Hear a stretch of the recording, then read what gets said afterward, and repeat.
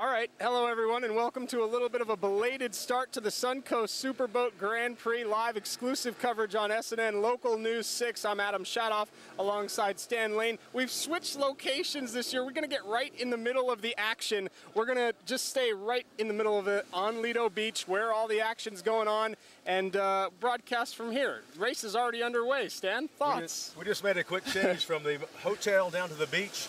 But speaking of quick, the quickest, the biggest, and fastest race boats in the world are already racing behind us. They're started right now, from what I can see, just from being down here just momentarily. In the Superboat stock class, it is Team Risk, Gary Ballou and company leading that. And in production 4, it's the Pumpit, a local boat, the Dacey family in that. And we're not able to see the races right now. We got a monitor they just hooked up. We're going to see it in a minute. We're going to see it in a minute, Stan. And we just lost the monitor. Here we go, Stan. We're all set. Pumpit, a local father-son team. Father is on the throttles. He's normally the driver. Son driving. They decided to switch for this weekend. They tell me that's an interesting dynamic, dad and son in the boat at once. We did have 3 starts, of course, in this opening race. The first start were the Superboat stock boats. They are the only outboard powered boats in the field. The second start was Super V Limited and Production 3. And the third start of this first race were the Production 4 boats. So they are all underway. They've probably run roughly, Adam, I'd say 4 or 5 laps already. Right. Speaking of those laps, the P2, P3, P4 boats are running 8 3/4 laps. That's 49 miles around this 5.6 mile course. The Superboat stock and the Super V Limited boats are running 9 3/4 laps. That's 55 miles. But the course is the same for all the boats involved. I mean, it is a rectangular, for the most part, course, just over 5 miles long, and everyone runs, regardless of class, at the same time. There are 4 turns, as you said. The roughest part of this race course historically has been between turns 3 and turns 4. That's where the inlet empties into the Gulf, and the water is a little bit rougher there. But the water itself, sea conditions right now are 1 to 2s. We have a light 10-mile-per-hour wind out of the southeast. So it's, for these smaller boats, 1 to 2 is just about perfect for high speeds. We're hoping for a little bit more wind for the second race, the bigger boats. We'd like to see about 2 to 3s for the larger boats that will be out racing at 1 o'clock. There you see, well, we did see a great shot of turn number 4. There they come. Gary Ballou and Risk still leading. This is your second place boat unofficially. It is a 30-foot AMT catamaran with those 2.5-liter engines. That is BK Motorsports. Don't have our notes with me right now. Great battle here as you see a pass being made. Lee Austin and Steve Quick closest to you in that 32-foot LA Marine hull, passing Joyland Country Bar. That's a 30-foot skater. Ryan Beckley on board that boat. Now these guys, Adam, had originally scratched, and they got the boat back together. This is Florida National Guard. That's a 30-foot Scarab boat, Larry Smith design boat, and they actually came up to John Carbonell this morning at the drivers meeting and said we're going to have to scratch, along with 3 other boats that we lost. And those boats that did scratch earlier were Sunprint, Steve Miklos and Gary DeSoucis aboard that 30-foot Phantom, or perhaps it's a 29 Extreme. They're both very, very similar, almost identical. They blew their engine that it was just rebuilt, so they're out. Team Mojo did not make the start, and also Tilted Kilt did not make the tow down from Georgia. So 3 of those 4 boats did scratch, but still a strong field though. 30 boats. 38 boats. 38 yes. is it's a pretty strong field, is it not? Oh, very. Yeah, we're very happy with that. Yeah. And this happens frequently. A lot of boats will scratch. They'll have testing issues. They'll have a mechanical breakdown during testing or the day before or after. It's a pretty common occurrence, isn't it? It certainly is. We've said it many times. It bears repeating. 30 to 40% of these boats do not finish a race under constant load, and they do test extensively to decide on which props to use. And they were out from 12 to 5 yesterday. A lot of boats actually leave it on the test track if you do. And these single-engine boats, like the Sunprint boat, you've only got 1 engine, so they did not have time to replace the engine. Those engines are not cheap either, so yeah, sometimes it comes down to a money issue. Absolutely. We're talking about tens of thousands of dollars for these boats. Pretty perfect day, though, as far as the weather goes, and we have a huge crowd here out on the beach. Easily thousands of people out here. Just a few clouds and sun, no rain like last year, and that makes it easier for these drivers to get around. Yeah, we have great coverage as far as our helicopters. There are no visibility issues whatsoever. Speaking of those helicopters, let me remind all of our fans that SBI is certainly aware of the environment. We have our Manatee Patrol helicopter R44. He's been up an hour before the race even started. He will fly all during the races and between the races to make sure that there are no marine mammals on the race course. Should there be a marine mammal, a turtle or a manatee, the race will be stopped until the animals clear the course of their own volition. Right. So important to know that they take the safety of the marine animals seriously here. Let me remind the fans that in these production classes, they're the only classes that are speed bracketed. Each boat has a GPS unit on the boat. The GPSs are downloaded after the race is over. They cannot break out of their allotted speed. Those allotted speeds are production 4, 80 miles per hour. Production 3 is 95 miles per hour. P2 is 105 and P1 is 117 miles per hour breakout speed. Bring the chair around and put the TV on it. Checking out one of these Superboat stock boats now. I mentioned they have the outboard power. These are catamarans, 28 to 32 feet in length. Of course, the catamaran packs the air beneath that wing. These boats run upwards of 105 miles per hour, 110 in ideal race conditions. And we pretty much got ideal race conditions right now, Adam. Right, you want a little bit of a chop, but not too much. As you were talking about during the parade, you don't want the glassy conditions where it gets sort of sticky water, as you called it, right? The boats just sort of suck along the water. It reduces speed. Yeah, it's all about the friction. You want to reduce the friction. That's why you see so many steps and so many of the holes that we have. There's the monitor, in and out. So we're still in the middle of the first wave of boats here.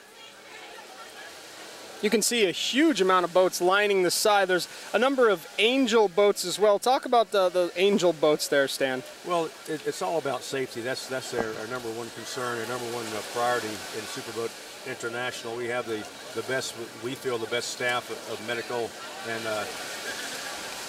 and trauma doctors in the field.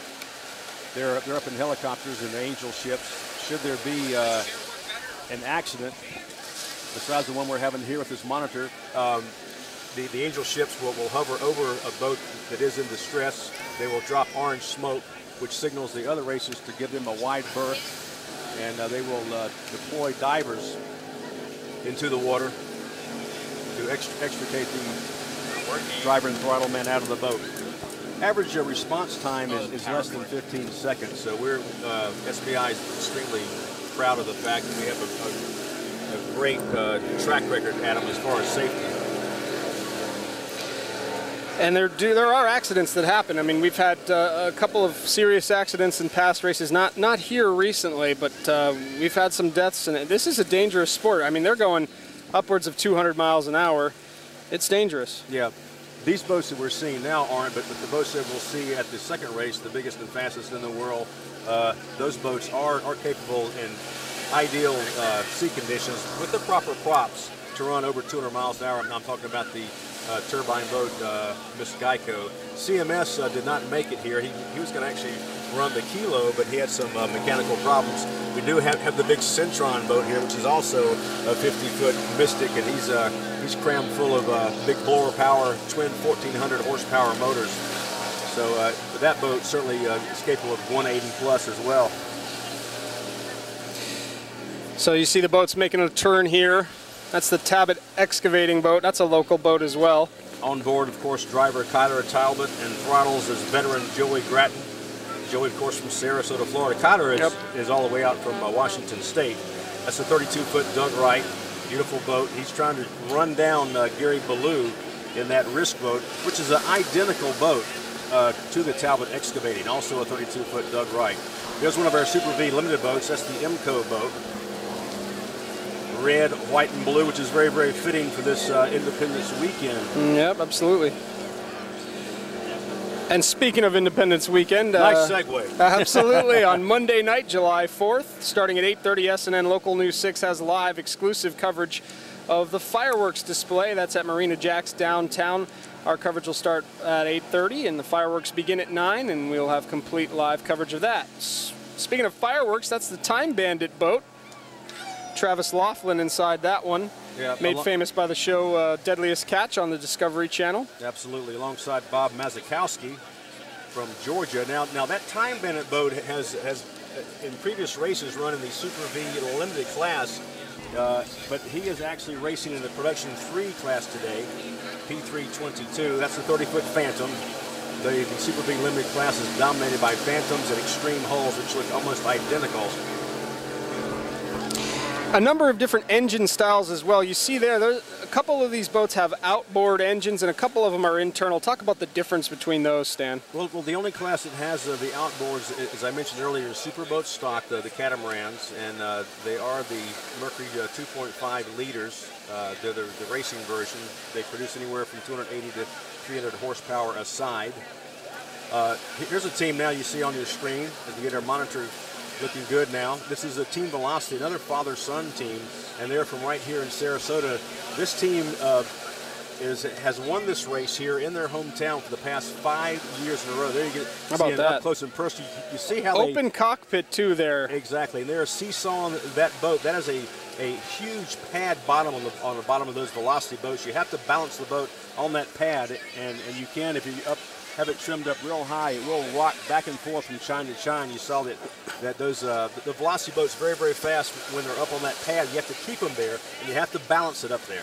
And that takes a lot of teamwork between the driver and the throttleman there. Both of them working in conjunction to get it absolutely perfectly on plane there. And there's no better way to have that teamwork than to be father-son, you know, same lineage. Or sometimes it can work against you as well, as they told me earlier at drivers' a meet and greet down at Powerboats by the Bay. Speaking of father-son, P331, they are your leader unofficially in Production 3. That's a 35-foot fountain boat. They've got twin 500 horsepower motors in there. That's Mike and Joey Dacey from just down the road in Riverview, Florida. Time Bandit unofficially is second place in that same class of Production 3. So the action's still underway in the first heat out here on Lido Beach. We're seeing a little bit of wave action on these smaller V-bottom hulls. As you see, they are leaving the water somewhat, so that's at least a 2-foot chop out there. Coming around now, maintaining their lanes. Farthest from you is a 32-foot Aerotech Daredevil, another local entry from Bradenton. And let me check, I think that's Broadway Bar, the Buccaneer. It's hard to see on this monitor. We're out here in the bright sun. It's a beautiful day, but it makes for hard viewing on the monitor.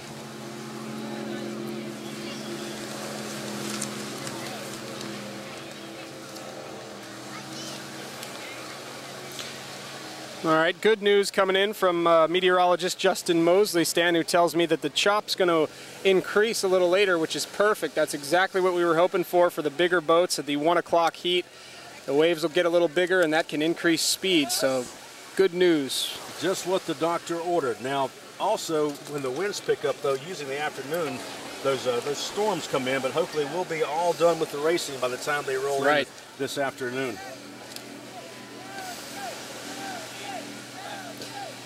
Looking at BK Motorsports.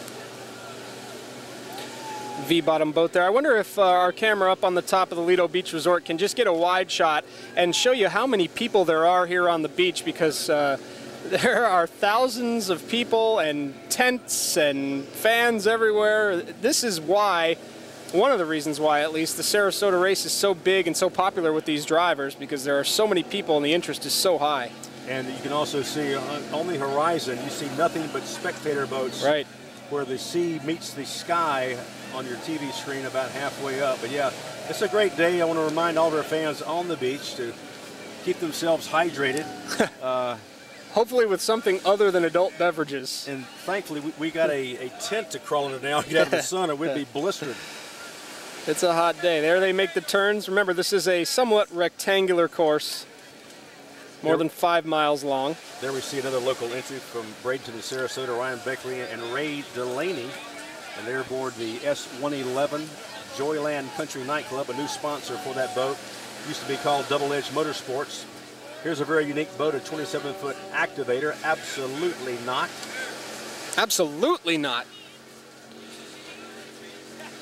Now the Sarasota race is pretty much smack dab in the middle of the circuit of the schedule for the year, Stan.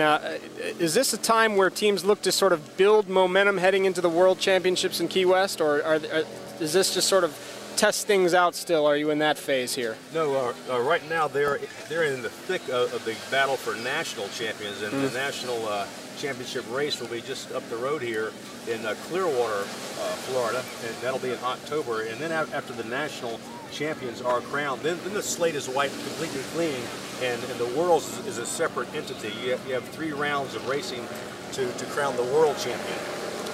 And that, of course, in Key West, and that is the biggest, most popular race besides Sarasota. So say all the drivers who I've talked to.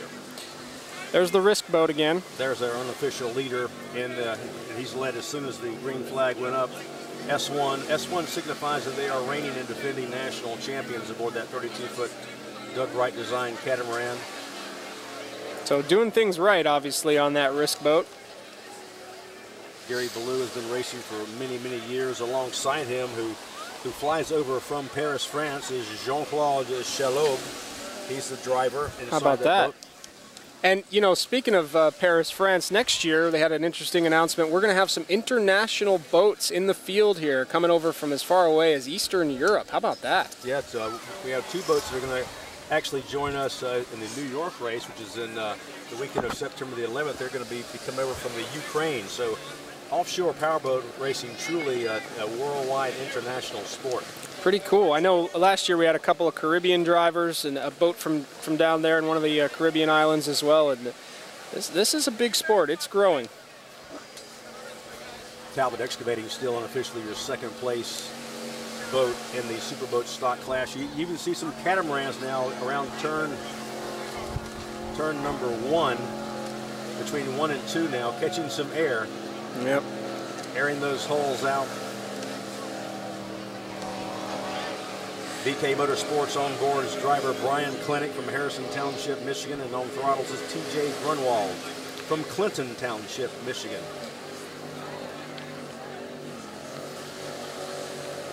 A lot of boating in Michigan. Michigan has one of the highest number of boats per capita in all the United States. You are correct, sir. They're number 1, and Florida is number 2. But yeah, a lot of boats up there. And speaking of that area, our next race will be in Michigan City, Indiana. Yeah. It's a little confusing. We're on Lake Michigan. I fly to Chicago, Illinois, and I go through Michigan to get to Indiana. But it is Lake Michigan. It's a great race. All right, there's going to be a quiz on that later. I hope you paid attention there.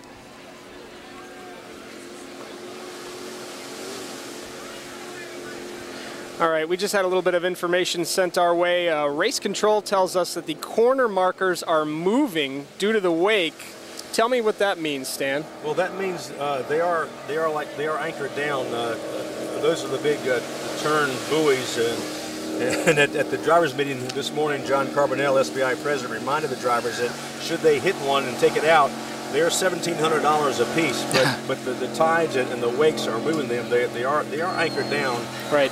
That's those big orange, like triangular buoys that you see there, pyramid-style buoys. All the turn buoys and the start buoys are orange, and the sole yellow buoy, which is right in front of the Holiday Inn, is a yellow buoy. So $1,700 out of your pocket, that's not a mistake that many drivers want to make out here, huh? No. On top of the fuel costs and the transportation, the crew costs, and the engines and outdrives and boats, it tends to get a little expensive. That's not an extra expense that you want coming out of your pocket here.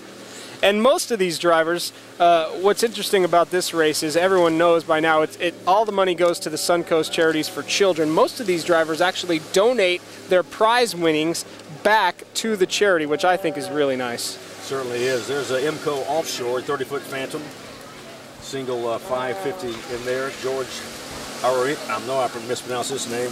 We'll just call him Big George from Dunellen, Florida, and he's a driver. And Chris Collins, of course, from Sarasota, Florida, on throttles in that red, white, and blue patriotic IMCO Offshore Phantom. So again, we're about midway through the first heat here. These are the smaller boats for the most part, and coming up at 1 o'clock is the second heat, and that's when the big boys come out, the big fast boats. They will be out to play, and they are really serious about this race. This is, well, I don't want to say what I was going to say, but let me just say this. Even though certain boats are not racing each other in the same class, they are serious about beating other boats. Absolutely. I'm not going to mention names, but let me tell you, at the 1 o'clock race, you'll be seeing the turbines. Turbine, we've only got one this time. You'll be seeing these Superboat Unlimiteds, these Super V Unlimiteds, these Super V Extremes, and the Super Cat 850s. Also the Super Cats, which have the twin 525s. We'll also be seeing the Production 1 boats at that time. P1 class. Deck-to-deck racing, they say about that class, huh? Oh yeah, it's going to be awesome, and that is a GPS bracketed class, so that they cannot break out of their 117 mile per hour barrier. Well, if you're out here or you go outside at any point today, you realize it's hot, and I just want to point out that in some of those enclosed canopy boats, only a handful of them have air conditioning, so not only are they stressed to the limit with trying to get their boat up to top speed, but it's really hot in there and they don't have any air conditioning and they're wearing a full suit and a helmet. It is brutal inside those boats. Extremely tight quarters as well. Just want to remind everybody that as far as I know, we've had some technical problems earlier, but we are supposedly live streaming on superboat.com. We're also on the radio, I'm being told, 1320 AM and 1450 AM. The Dove, as well, of course, as being on SNN News 6. Exclusive TV coverage here on SNN Local News 6, and so if there could be people around the world watching us live on the internet, streaming video. How about that? Once again, we apologize for the late start. Hopefully things will be worked out, and the second race at 1 o'clock will go off without a hitch. Coming by us once again is the local entry Joyland Country Bar. Ryan Beckley, of course, affectionately known as Sticker Boy, because he produces most of the graphics for the race teams. And those decals, I'm told, are actually really expensive that go on the side of the boat there. Yeah, they're not cheap, but they're cheaper than paint.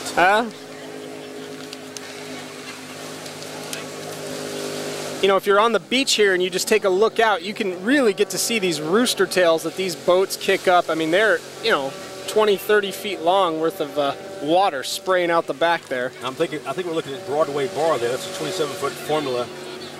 Catching a little air? Yeah, catching a little air. This is Time Bandit coming by once again. There's the Time Bandit boat, V-bottom. You know, they say the term on plane. When you get the boat on plane, that's the best way to get the boat going. Describe for people out there what on plane means, Stan. Well, on plane is when the boat, the hull gets on top of the water. If you're off plane, you're going through the water. You are actually displacing water as the boat goes through it. You're pushing the water out of your way. When you get up on plane, you're riding on top of the water, and that, of course, as we mentioned earlier, reduces the friction, and the boat can free up and go, of course, a whole lot faster. You have displacement hulls, which are slower ships, and you have planing hulls, which these V-bottoms are. And of course, the catamarans not only are on plane, but they're also packing air, which raises the boat even higher, making the boat think it's lighter, which makes it faster. And there's that Risk boat, still unofficially pretty good in the lead there. They are defending their national championship with that S1 on the hull, but you never know what's going to happen at when the last races. They actually blew an engine, so yeah. So you can't win until you finish the race. It ain't over till the fat lady sings. But well, let's speaking of singing, well, you know, he may have completed his laps. We got started on air so late. As a reminder, the Superboat stock boats are running 9 3/4 laps. That's 55 miles. So he could have certainly completed his laps because the race started early. It did start a little before the scheduled 11 o'clock time. So if he's done, then he's certainly won. But if he's slowed down due to mechanical problems, then that's too bad. The race is over for him. And also a reminder that nothing is official until all the turn boats and the check boats and the SBI spotters and the helicopters call in to race control. You know, should there be any penalties given or infractions? And that does happen from time to time.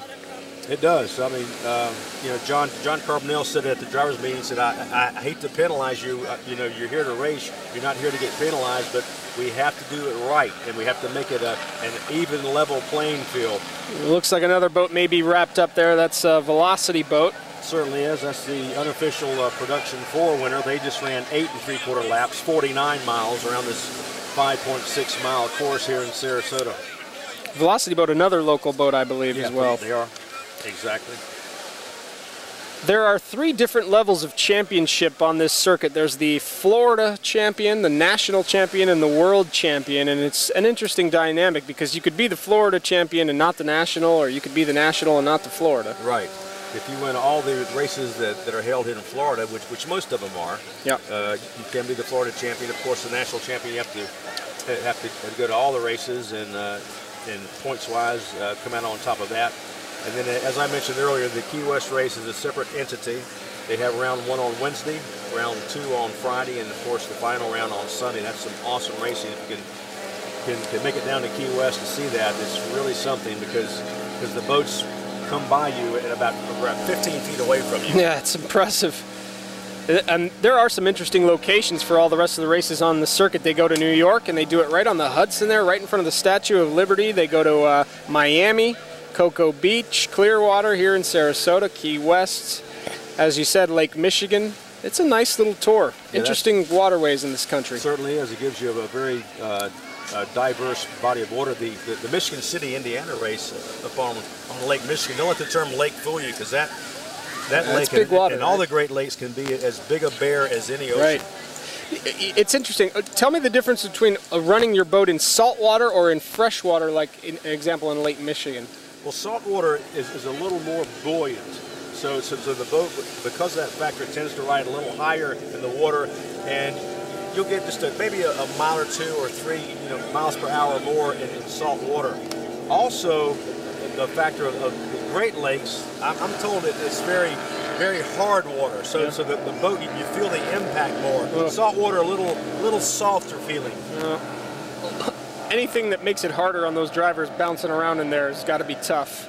They get beaten up bad inside the boat. The smaller the boat, the worse the beating. Yeah, we're approaching the end of the first heat here.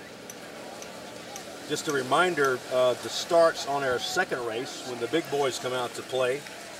There will be 3 starts. I mentioned that earlier. I'll go over those starts now. The first start in our second race coming up at 1 o'clock will be Superboat Unlimited, Super V Extreme, Turbine, and Supercat 850.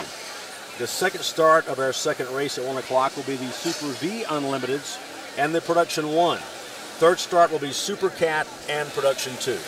And assuming that this next heat starts on time, we'll go over how the starting situation works, because it's interesting. The boats sit in the milling circle, and we'll get to that a little bit later. It's not just everybody line up and go kind of a deal. Yeah. But we're still in the end of the first heat here on Lido Beach. We touched on this early, Adam did, but it bears repeating that the Suncoast Charities for Children are the big recipient of this offshore race, and we've been here, the race itself, for 27 years. And over that time frame, the charity has helped build over $14 million in facilities. Wow. And those facilities help the special needs children in this area, so it's really a great cause, and that's why so many racers, even in a downturn economy, show up to race this race to help out the kids. And you get to see those kids on Friday. They do the Deadliest Catch fishing tournament, where those kids actually get to get out on the boats, and the drivers and the throttle and the owners, they get to see firsthand where that money is going. They really enjoy seeing that.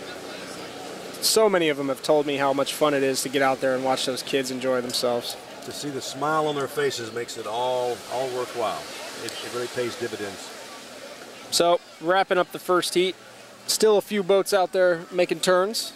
This is the IMCO boat coming by once again. His lap should be about completed. IMCO, of course, in the Super V and Limited category. Also, I'm not sure if we had time to comment on this, but Buccaneer Pond was out there in Super V Unlimited as well. Also a 30-foot Phantom, twin Merc, single Merc 525, William Ross from Cortez, Florida, Lazaro Fontecha from Northport, Florida, aboard Buccaneer Pond. but I didn't have a chance to see them on the screens. We got started a little bit late. Northport, a local driver there, a handful of local drivers in this first heat.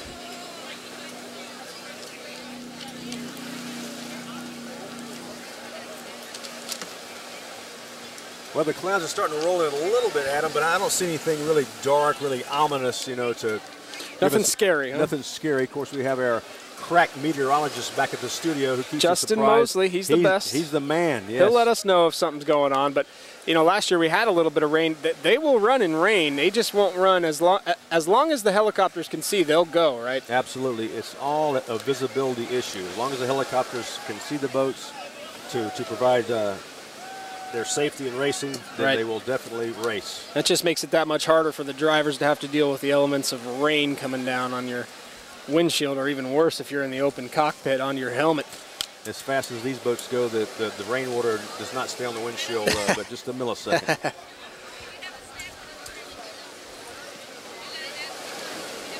And speaking of the weather, Justin Mosley just informs me that there's nothing on the radar. We will check in with him live for exclusive race day forecast before the next heat, which starts at 1 o'clock. Thank you, Justin. That looks like number 9, the Phantom boat, another 30-foot Phantom. Driver Mark Nyman from Sarasota. And on throttles all the way from Laguna Hill, California, Kurt Yeagle.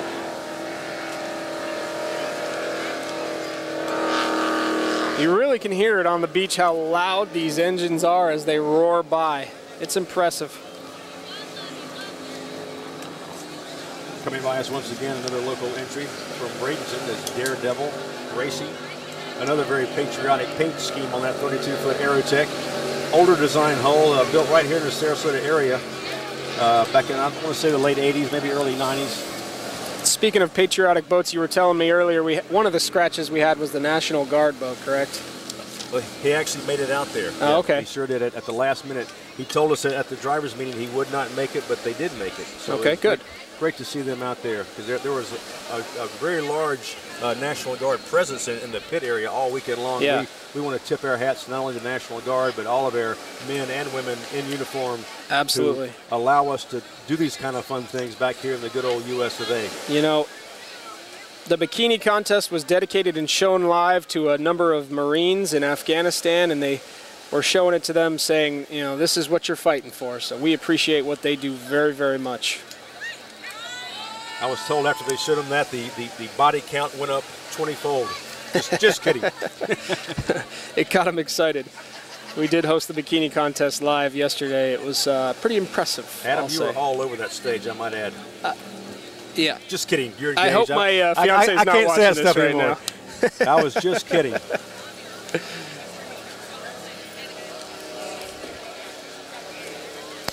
Well, we're about 45 minutes into the first heat, so we should be approaching the end relatively soon here.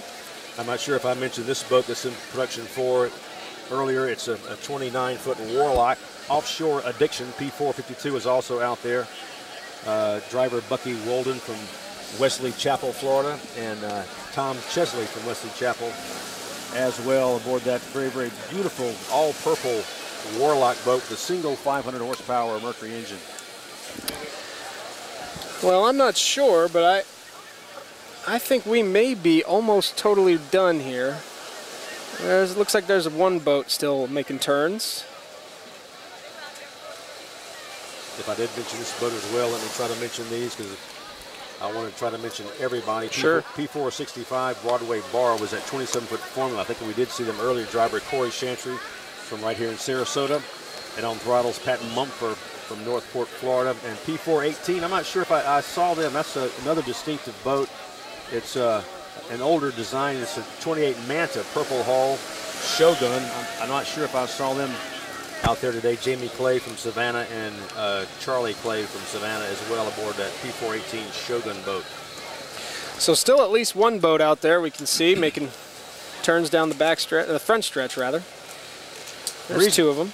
I'm sorry. The reason for that early start, you know, could have been it's such a long idle from the cranes, right. the wet pit area out here to the milling area. Right, they got to go through the bay. Yeah, 3.4 miles. Yeah, that's a long way. And almost 90% of that is off plane. We talked about the off plane. It's a no wake zone, so it takes them a long time, so it's hard to figure out how long it's going to take to get out here. So John Carbonell wanted to make sure that they were out here in time for the start, but they actually started about 5 minutes early. A little early. Yeah, if people don't know, the wet pits are down at Centennial Park downtown, then they have to get all the boats in on crane, get them all out through the bay, all the way out to Lido where they start. So yeah, it takes a long time.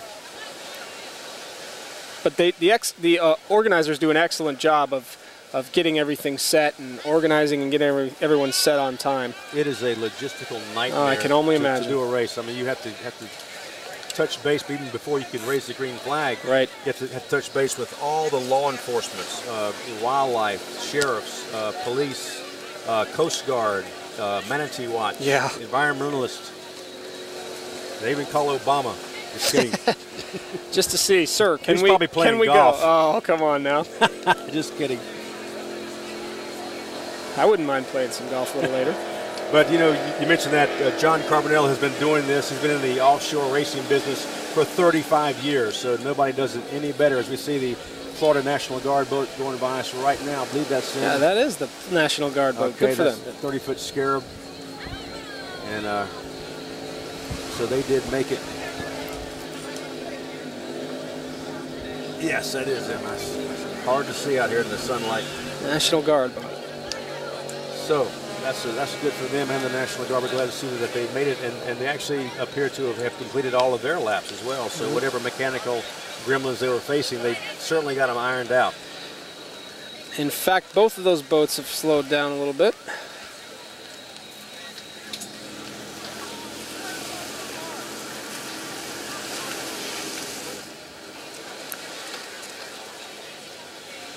So one boat's still there. It's hard to tell if that boat's still making turns in the race.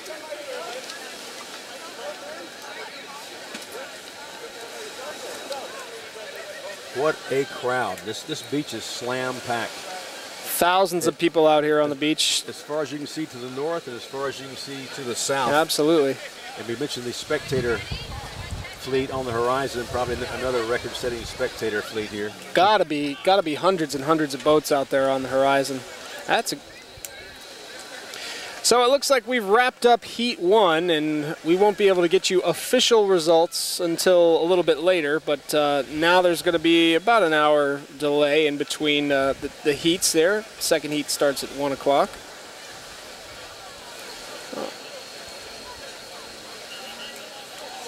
Not sure if that's a race boat or this just one of these spectators got so wrapped up in the speed they just said, let's go for it, honey. Come on, we're going to make a lap. Let's show them we could do it.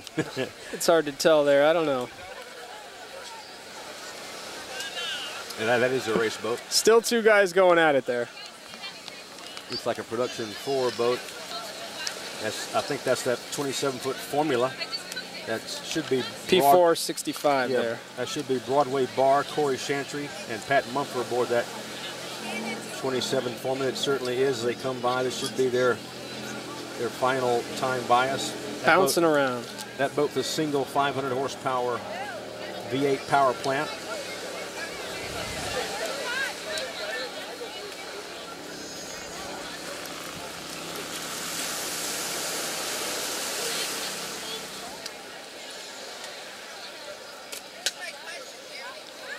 Adam, is your shirt as wet as mine? I'm sweating a little bit. I'm not going to lie to you. Stan and I. Okay. All right, here's what we're going to do. We're going to get a little chance to cool off, grab a drink. You can do the same as home. You're watching live exclusive coverage of the Suncoast Superboat Grand Prix only on SNN Local News 6.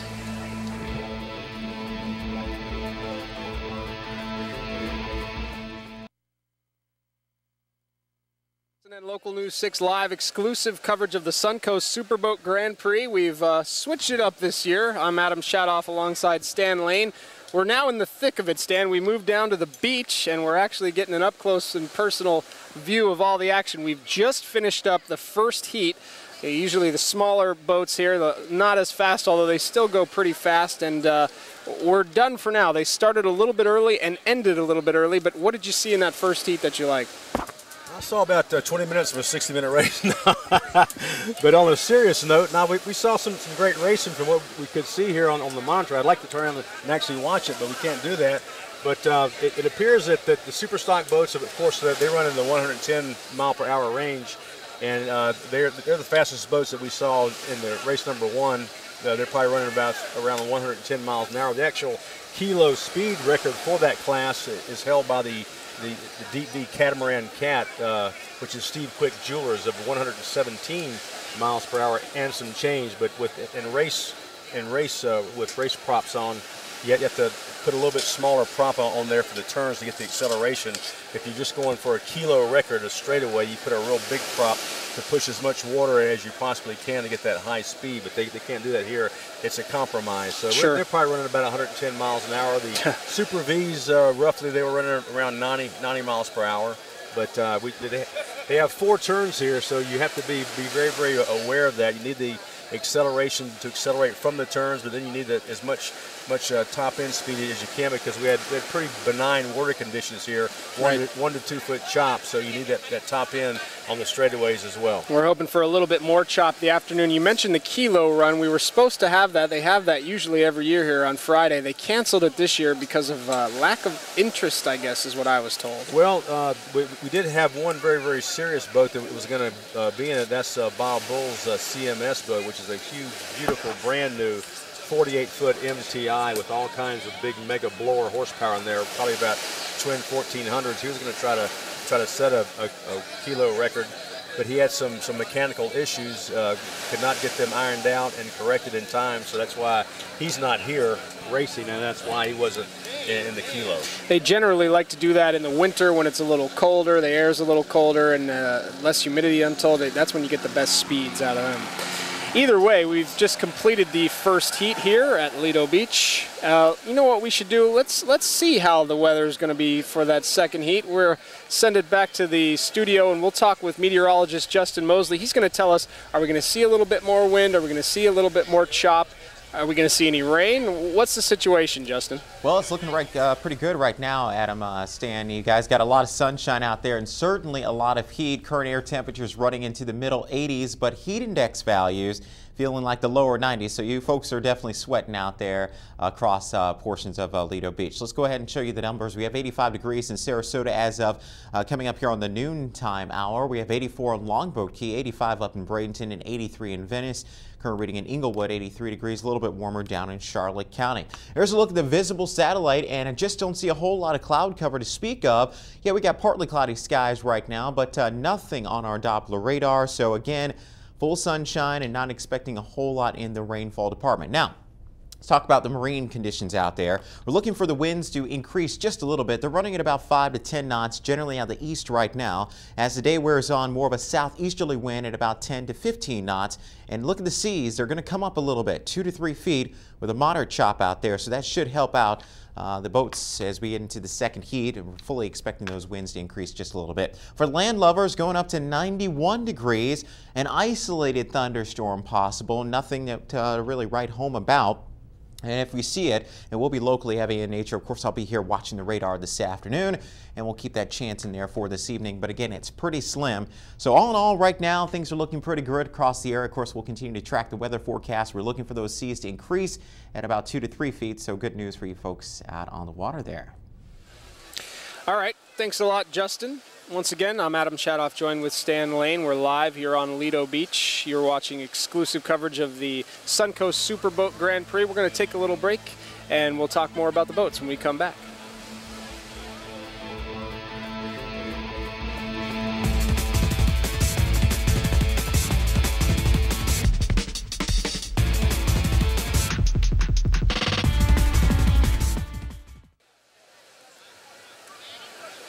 All right, welcome back to live exclusive coverage of the Suncoast Superboat Grand Prix, only on SNN Local News 6. I'm Adam Shadoff alongside Stan Lane. Stan, we've wrapped up the first heat, and now we're waiting for the second heat to start. That's going to start at around 1 o'clock. What do these racers do right now that are in this second heat? What are they doing? What's going through their head right now? Right now, they should be all craned in, sitting in the water. They're just sitting there getting their last minute preparations, making sure that the gauges all look good and stuff. They've been over the boats many times all weekend, so all that should be, all the fittings and stuff should be taken care of. Maybe some last minute strategy. Do we start out real fast? Do we kind of hang back and watch it just within striking distance? Do we want to be first to the first turn? All kind of strategy, going into play and stuff, because this is definitely a teamwork sport. Absolutely. You have a driver and you have a throttle man. One guy steers the boat, the other guy controls the speed and the ride attitude of it. So you have to work in conjunction very closely. But right now the boats are sitting there, the helmets are waiting, and they're waiting for the pace boat to come around with the flag to say, okay, get behind me, follow me out. We're going to head out to the milling area, and then they'll get into their counterclockwise rotation milling areas. There will be 3 of them because we have 3 starts. Right. And they will just cruise off plane, idle speed in that counterclockwise configuration until the pace boat changes the flag to a yellow flag, and that means that they'll start to come out of their circles, and they'll get behind the pace boat. Not closer than 100 feet, John Carbonell said. I do not want you boats all over me. He said it's a penalty, 100 feet back. They'll form a straight line. The yellow flag goes down. The green flag comes up. The boats take off. I was told by Jackie Piper, who's a driver, that she'll be off in the second heat, that she was telling me that from the time they get into the water until the very start of the race is the most anxious, nervous time, and you should really see what it's like to be in the boat at that time. She said it's unlike anything she's ever experienced. Well, fear of the unknown is the biggest fear there is. So, and even though they've all raced, almost all of them before, still, this is a brand new race. Every race is different. So until you actually start racing, the butterflies are probably the biggest before you start, because you're not sure what's going to happen. The anticipation of not knowing, what could be at turn 1. Will it be 6 boats side by side? And maybe I get cut out, I get washed down. You don't know what's going to happen, so the butterflies are there. Understandable. So what we're going to do right now is leave you in a little bit of anticipation. The second heat starts at about 1 o'clock, and we will be back here live on Lido Beach, exclusive live coverage on SNN Local News 6. And for now, until a few minutes before the race, we're going to head back to our regularly scheduled news program.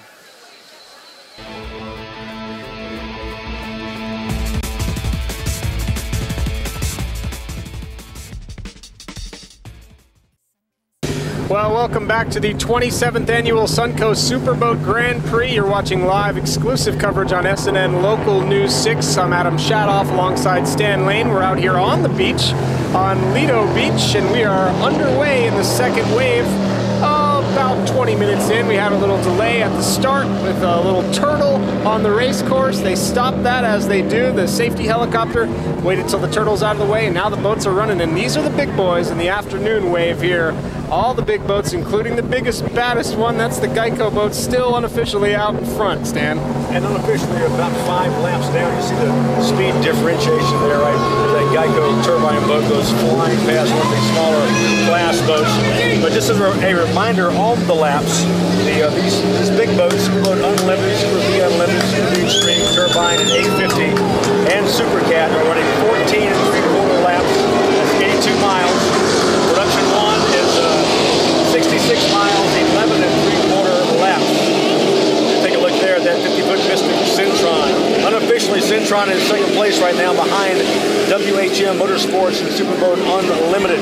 In Super V Extreme, unofficially, Geico Caveman leading the way with 2 Cox Fight Apparel in second place. Instigator, the lone boat in Superboat V Unlimited, but his battle primarily is with those P1 boats, I can assure you that. Page Motorsports in 850. This Geico, of course, the lone turbine boat, putting on a great show for the fans. And Super Cat, I've got Team Steel unofficially leading. There you see Lori Blue. I've got them in third place, but I could be mistaken about that. We do keep losing the signal here. Again, everything's unofficial until we know what happens at the end. We don't know about any penalties or any hose downs or missed buoys. So just letting you know that up front. And again, this is a somewhat rectangular shaped course, more than 5 miles long, and they different classes running go different distances, and they had a slightly staggered start there. Unofficially in production 1, I've got Twisted Metal Motorsport leading the way. Sheds Plus, I believe, is second place. Instigators in the mix there as well. Fountain Talladega, I have not even seen them on my screen. I saw them once. I saw the Fountain Talladega once.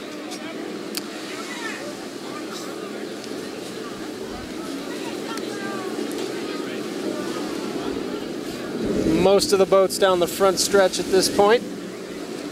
Heading into the first turn, which is in the south portion of the racetrack, down on towards Siesta Key if you know the area.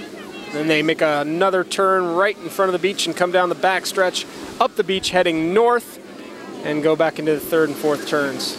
Speaking of that P162 fountain in Talladega, they have a unique setup on that boat. It's a 42-foot fountain. They have the Viper V10 Ilmore prepared motors, harness and surface drives. There you see them right there. Talk about timing. There it is. You see the big me on the side. That's because they sponsor themselves. But there's that powder blue boat we were just talking about in Fountain Talladega. Don Urfer right here in Sarasota, and Chris Materna from just down the road in Fort Myers. They pass up that 850 cat boat. Nice pass there. They watched the race, which really helped for a while we were down on power, but I did not see two cocks. But now that Geico Caveman is down, that leaves Superboat Big Extreme wide open. We don't know what's going on there. Haven't seen Instigator come by in quite a while. Page Motorsports, of course, a lone 850 boat. Now, the Super Cat is interesting because Team Steel appears to have gotten into first place. They've passed Popeye's War Paint. I've now got, it looked like Lori Blue Fast Boat second place, and Popeye's War Paint dropped back down, unless we just saw it wrong the first time on the monitor. That is very hard to see. There's the Zip Express boat there coming around. So a little bit of a different heat this afternoon, whereas we didn't have any problems at all really in the first heat. The second heat, we had a little turtle issue to start the race. We had a couple of boats go down with what seems like mechanical issues, so already a little bit more interesting in the afternoon with the big boats. A little bit more drama, yes, indeed. In production 2, unofficially your leader is P211 Hawaiian Tropic.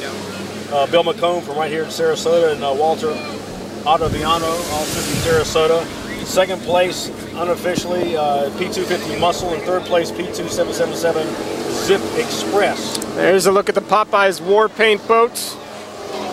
Recently merged team, used to be two boats. One was Popeye's, one was War Paint. They're cruising.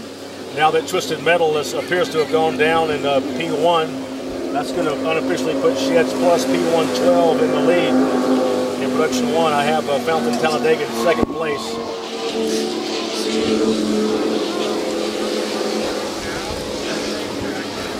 We had talked about, we were hoping for a little extra win out. The Centron boat is really hooked up. We have some of the Centron team, actually Rich White's dad just to the left of us. You probably hear him yelling. He's extremely happy that he's excited. Centron Mystic boat is really hooked up nicely. Now on board that boat with Rich Wyatt is Hugh Fuller. We haven't seen Hugh Fuller in a while, several years, but Hugh Fuller's back. We're looking really good. Hitting the iron, pumping the iron up. He's in great shape. He's from Clearwater. He's on board Miss Centron, number 21, at 50-foot Mystic. There you see Lori Blue. Yeah, a little international flavor on that. Danilo Zampoloni from Italy. He's the driver on that boat there.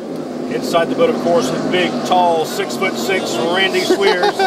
Fastboats.com. It's a 40-foot MTI with, of course, these Super Cats all have the twin factory sealed Mercury 525 packages. There's Steel, unofficially your leader in that class. Very successful 38-foot skater boat that I think made their debut here at this race last year. That's a fairly new boat, but they got it dialed in. Grant Bergerman from Fort Lauderdale got that boat dialed in very quickly. He's on board, of course, with the owner and driver, Bob Noble, from Windermere, Florida. There's the Sheds Plus boat, another local boat. Yeah, they're actually from the east coast of Florida, boyfriend and girlfriend team, and you told me that's Jackie Piper there driving there. Her and told her she had a career besides boat racing. She did. In TV. In TV, I was a little bit afraid she might take my job because she's a really bubbly, effervescent personality, and that's an interesting dynamic. Boyfriend and girlfriend driver, throttleman inside the boat. She said they yell at each other, they do everything anyone else would do, and then at the end of the day, they make up. Well, that's always a good thing to make up at the end of the day, you know. Makes it all worthwhile. To the victor go the spoils. Absolutely. Hawaiian Tropic boat making some turns here. We're about midway to 3/4 of the way through the second heat, the second and final heat of the day here.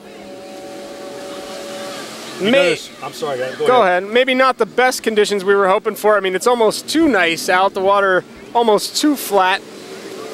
We'll have to see if it picks up a little bit. There's that Geico boat that, I mean, even for the average person who doesn't know anything about the boats, standing here watching the Geico boat, you can see that boat is fast.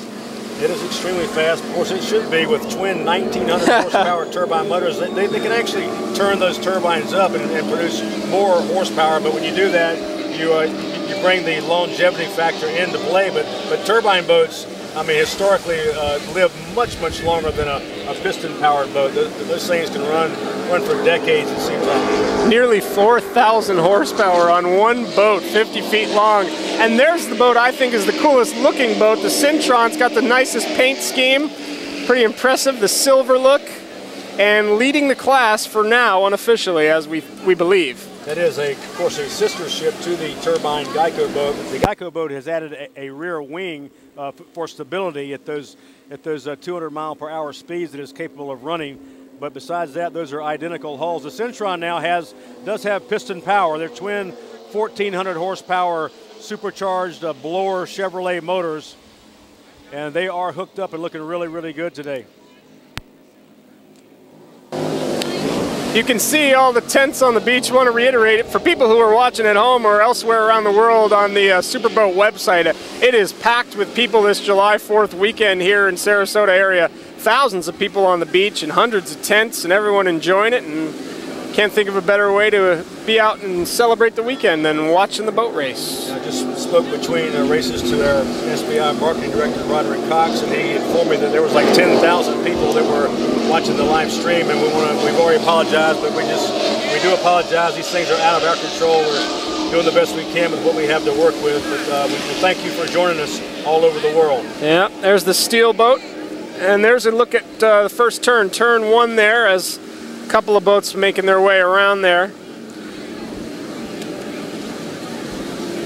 Coming by us right now, Page Motorsports, Steve Page from Fort Myers, Joey Gratton, also from Florida Area University Park, or that 38-foot skater. Very similar boat in hull design, of course, to the Team Steel boat, which is a Super Cat boat. Skater cats have long dominated the catamaran offshore wars. The MTIs have come on strong in the past 4 or 5 years, but that is a skater cat, that Page Motorsports. And here is one more time. This is Sheds Plus 42-foot fountain. It's actually based on a 42-foot fountain. This boat itself is 40 feet in length because they shave off the molded-in swim platform. That's just extra weight. They do not want that. Not a lot of people take this out and swim up to the boat, is what you're saying, on the back end there. It's not a pleasure boat, huh? It looks like Sheds Plus is coming off their power now. Little issue. Now let's bear in mind that the P boat is only going to run 11 3/4 laps. I do not think they've run their I don't think so either. They could be finished. They could be having a little bit of a mechanical issue there. Yeah, with that high rooster tail, it looks like they may have blown an engine, and they're dragging. So that's not a good sign for Sheds Plus. So even more drama here. That's at least the third boat we've seen have some issues in an early finish to their race, and that's what happens out here. There's so much horsepower. These boats are so high tech. Things can go wrong, and that can be the end of your day.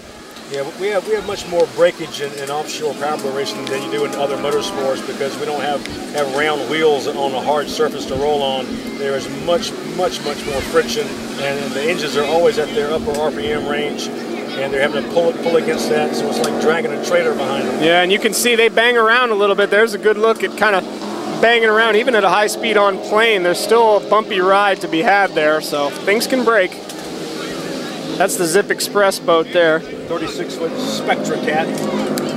Used to be built in, I think they still are, they were built in Florida originally. That boat was, and they moved out to the West Coast. They may be back in Florida now, still building those. But that boat is a former kilo record holder. Very fast hull design. There's the Fountain Talladega boat. Ricky Bobby. It's got the Cougar on there. Still chugging along with those Ilmore Viper power motors. Very unique sound as you hear them go by us. It doesn't have that staccato V8 sound. It's more of a smoother sound. Arneson drives on that boat. Chris Katerna and Don Erfer on board. Unofficially second place in production one. Here's our unofficial leader in Super Cat Team Steel.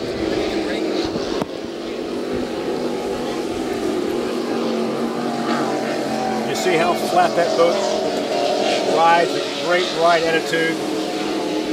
You do not want a bow high. You're actually going to scrub air the airspeed will cause the boat to scrub speed. You want to ride it flat. And you want to air those cats out to get a minimum amount of wetted hull in the water. Get it up on plane, get it riding high and floating along the top of that water there. All right, we will take a quick break. You are watching the Suncoast Superboat Grand Prix live on SNN Local News 6.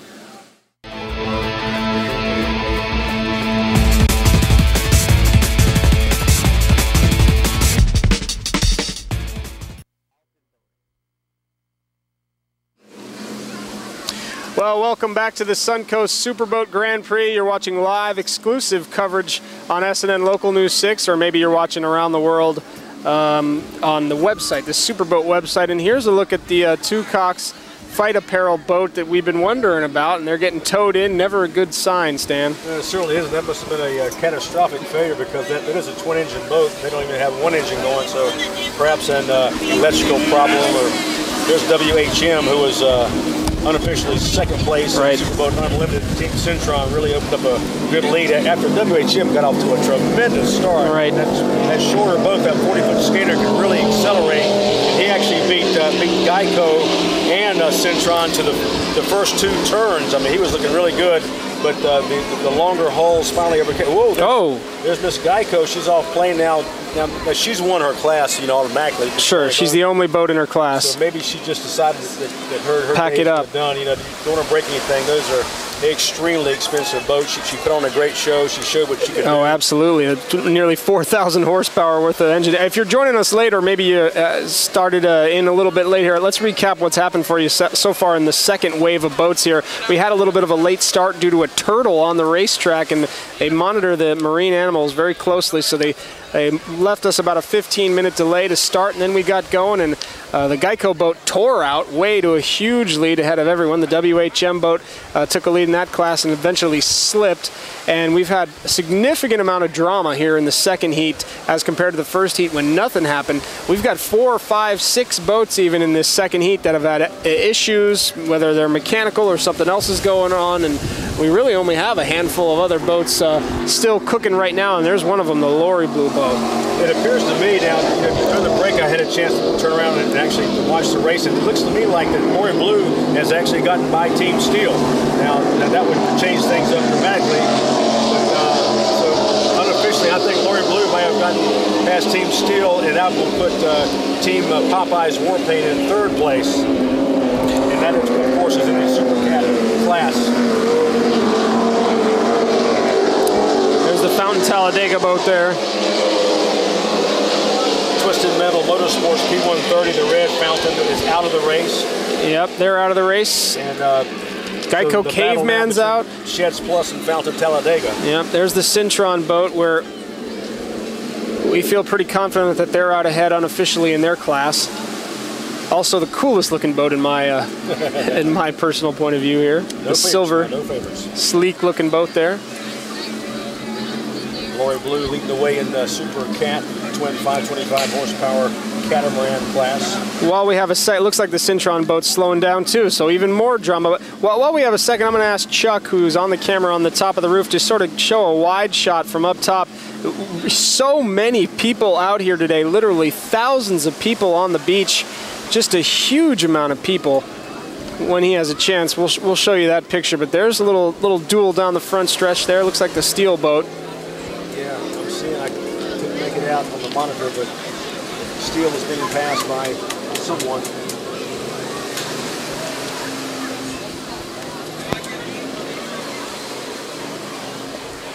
Just let you know that the larger boats are running 14 3/4 laps. That's 82 miles, and the Production 1 boats are running 11 3/4 laps, 66 miles.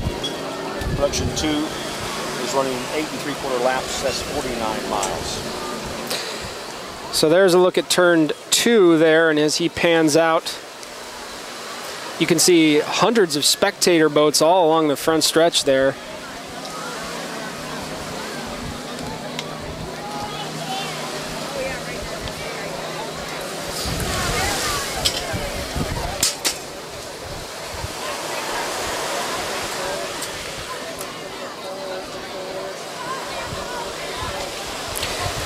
There you see some of the spectator boats. We got a good shot of that now. They're like 5 and 6 and 7 deep out there. Pretty impressive scene. Really, really support this race. As we zoom in on Lori Blue, making this run from turn 4 down to turn number 1. Again, all the drivers tell me earlier this week that besides the World Championships in Key West, this is the best, biggest race of the year. It's the second longest running race, 27 years in a row. So Sarasota is not a bad place to be if you're in the powerboat world right now. Pretty sweet.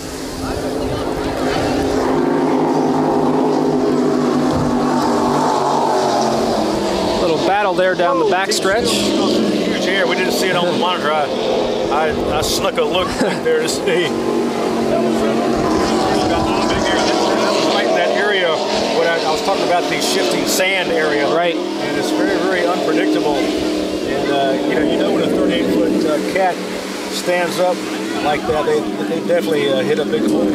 Well, we've seen the tide change just right behind us. You can see the water level has moved at least 20 feet. So the water has changed, the chop conditions have changed, and like you said, those sandbars can move and cause different water around those turns especially. Lori Blue now trying to hold on to their leading Super Cat. Team Steel trying to run them down in Popeye's War Paint in 3rd place in that class. Haven't seen P2 Muscle come by in a while. No, we saw them earlier. I'm not sure if they've had issues as well. That's the local boat. Legendary local boat.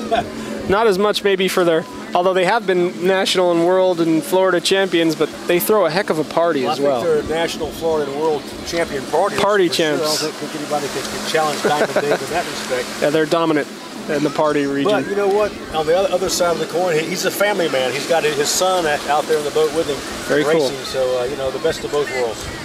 There's a shot of the Geico boat. Clearly, they're done for the day. We don't know if they've just decided to pack it up or what, but they put on a heck of a display. There's another boat, the Cintron boat. They were well ahead, we thought, in their class. They're done as well. A lot of drama in this second race. Yes, our official lap counter was a no-show today, so we apologize for not having the exact number of laps per class, but it is impossible for us to do all that we're doing here and also count the laps for each individual class. There's a good battle, though. They're bouncing around there on that front stretch. If you notice, Adam, you see some white caps now. That tells me the wind is picking up. It's blowing the tops of the waves off, which causes the white capping. But look, it's a great battle on the backstretch as they go through the heat signature of Miss Geico. Really close together there. We're talking about a number of feet close by when they make that pass there, Stan, huh? Yeah, extremely tight racing. Whoa! And you just saw a boat cut across to the inside now. This could be interesting as they set up for turn number 1 and head our way. He had to cut right across the wake there. He's going to have to jump the wake again right here. Yeah, well, here he comes. The shortest distance between 2 points is a straight line. But you have to be very careful. There's the Suncoast boat there. Yeah, that looked like the Suncoast boat, and they go by right That's now. The Suncoast boat for sure, come down the back stretch. And he was battling Lori Blue, but they are in different classes. The Suncoast boat has twin 850 horsepower motors, and Lori Blue has only got twin 525, so there's definitely a horsepower discrepancy there in that drag race they were having. But for a while there, they were neck and neck. Yeah, they were hanging. Because of the water conditions. Bouncing. Again, for people who maybe didn't hear it before, this is a pretty much rectangular course, more than 5 miles long. We're about 3/4 of the way through, for the most part, we believe. You know, between turns 3 and 4, where the inlet empties out to the Gulf, normally it's the roughest part of the race. When I turned around and looked down there, it doesn't look that bad today. The roughest part is around turn 1, between turn 1 and turn 2. Right. Where those sandbars are. In the south portion of the race course.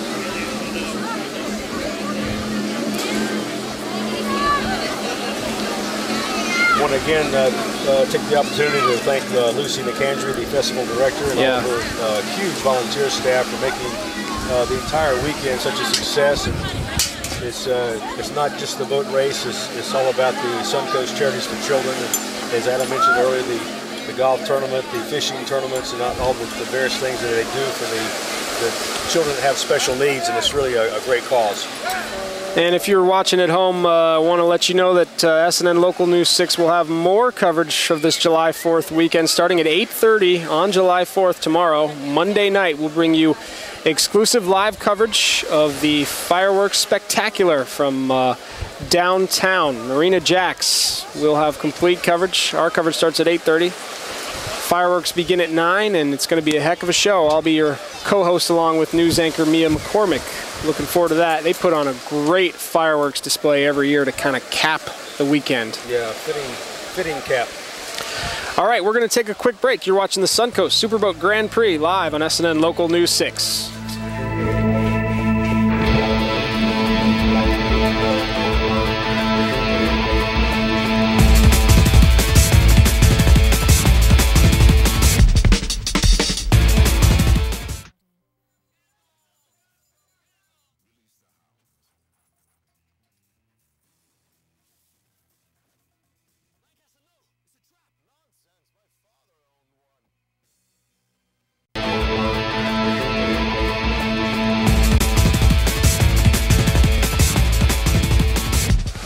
Well, welcome back to the 27th Annual Suncoast Superboat Grand Prix. You're watching live exclusive coverage on SNN Local News 6. I'm Adam Shadoff alongside Stan Lane. And Stan, we are almost done with the second heat of the day here. And the only way to describe it, I guess, is drama and problems for some of the boats. We got to look at one of the boats being towed. There it is, the Two Cocks Fight Apparel boat, really close to shore. And you're saying the only reason they would do that is because they're sinking, huh? No. I thought if they actually beached the boat, right, it would be because they're sinking, but they're not sinking. Yeah. The boat looks fine. They're okay. It's not listing. I think they just came by to give this huge record-setting crowd a nice wave and a close-up view of that beautiful 40-foot skater V-bottom. But they had the engine open there. There's the Geico boat there that was dominating so much. We're not sure if they actually finished the race or not, but they put on quite a display with their nearly 4,000 horsepower engines there. As soon as the results are made official, they will be posted on superboat.com, so you can log on to superboat.com if you're not already on there and get the official results. They'll not only tell you who won and all the placings, but they will give you the lap times, the lap speeds, and anything you want to know about the race teams. There you see Mark Granite giving a big wave to the crowd as they go by doing their right behind us there. Drive by there. Oh, the fans are loving that. The crowd appreciates the effort that they put on. I mean, they were really making some good speed. I'll have to ask Big Scotty and Mark, you know, how fast they were going, but I want to say at least 180 on a couple of laps. It was really impressive, and there's a good look from up top of really how many people are here. You see all the tents. We're on Lido Beach. For those of you watching online and internationally, Sarasota is about an hour south of Tampa on the Gulf Coast of Florida and Southwest Florida. Beautiful day out here, and the people came out in droves, just thousands of people in tents and everyone. There's another shot from up above Lido Beach. It was really impressive. There's the Cintron boat scooting by. They stopped a little earlier, so their day was done. They're just a little celebratory lap there, maybe, huh? Headed back to the wet pits. They have to get clearance from race control before they can actually cross a hot lane that's still active, so they have to sit in the middle. Wait for clearance. We believe the race may very well be over. We're pretty sure there's no other boats still out there. Of course, all of this is unofficial, and you'll be actually emceeing the awards ceremony a little later, Centennial Park, downtown Sarasota by the wet pit, Stan. I'm about to go hop in a car and get into a gridlock traffic jam. It's probably going to take me at least an hour and a half to get back over there. I don't envy that. But it's got to be done. There you see How about that? The divers going in. Showing how the rescue operation takes place. The helicopters come in. They normally drop orange smoke if it was a real live situation. Right. But they hover low. They drop the diver in. The diver goes underwater and gets the driver and throttle man out of the boat. But the driver and throttle men are actually told to stay in their boats, even if they're upside down. And they're safer to stay there. They have onboard air, and they breathe their air, and they wait till the divers get them out safely. Because if not, if they're on their own trying to get out, they might panic, get caught in have their a real problem. Or 5-point harnesses or their airlines or whatever. So it's really better off to let these as true professionals, get them out of the boat. Just don't want anyone to get scared here. We don't believe this is an actual emergency. No. We think they're just showing a little display here. Yeah, that's right. There are a number of different helicopters here. A little earlier, if you missed it, the beginning of this race was delayed because of the marine life helicopter spotted a turtle out there. So that's one of the different helicopters. Then of course you have the guys with the video camera and the still photography. They follow the boats really closely, and then you have all the police helicopters, and as you can see here, all kinds of different boats out here. Venice Police Department, Longboat Key, Sarasota County, the Sheriff's Office, all these different law enforcement agencies out here on the water, making sure everyone's staying safe. Well, it looks like Two Cocks Racing got one of their engines started, and they were being towed. Linking back to the wet pits to be craned out.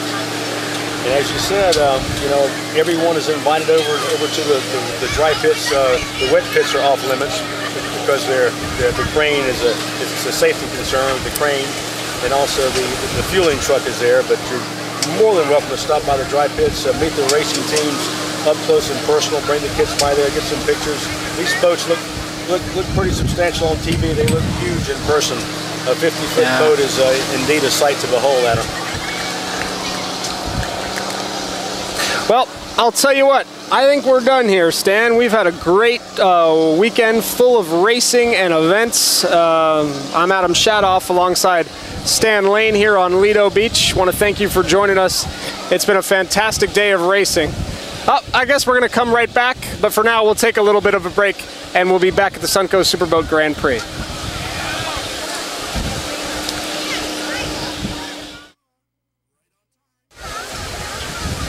Welcome back to the 27th annual Suncoast Superboat Grand Prix. I'm Adam Shadoff. My co-host Stan Lane just took off. He had to head back to the wet pit area to MC the award ceremony. As you can see, we're done here as far as the boat racing. It was a pretty successful day of racing and nice afternoon. A couple of Geico boats there. There's the big Miss Geico, put on a really tremendous display of speed a little earlier. But this is not the end of our weekend. Of course, we will have live exclusive coverage of the fireworks tomorrow, Monday, July 4th. And that'll start at 8:30 p.m. And so I think it's only fitting that we check in with Justin Mosley now and see, Justin, how's the rest of the day going to be, and what's the weather going to be like for the fireworks? Well, we're looking at plenty of sunshine for the remainder of the afternoon, Adam. We're looking at a very small chance for rain, 20%. I have been watching the sea breeze right at the coastline, and that is trying to develop a few scattered showers and thunderstorms across the region. Let's go over the numbers across the area right now. We have 89 degrees as of 2:22 in the afternoon, 89 in Orlando, 87 up in Tampa Bay, 86 over in Vero Beach. See on the satellite review, a few scattered clouds starting to pop up, and they will give way to an isolated storm or two. Again, a best chance for rain right now that we see down in Charlotte County, so we'll keep track of that. The drier air, it got in here at 1 out, giving us plenty of sunshine for today, and for tonight we'll have mostly clear conditions,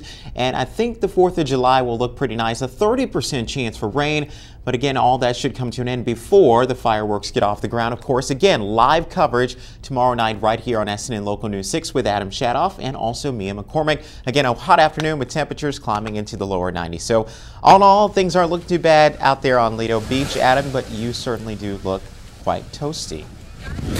It's been a little bit hot this afternoon. Thank you, Justin. Yeah, not too bad conditions for the boaters, though. We were hoping to see a little bit more of a chop out on the waters, but it was a little bit calm. The boaters like that chop to get them maximum speed, but we still did see some really impressive speeds out of these boats. We're going to take a quick break. You're watching the Suncoast Superboat Grand Prix live on SNN Local News 6.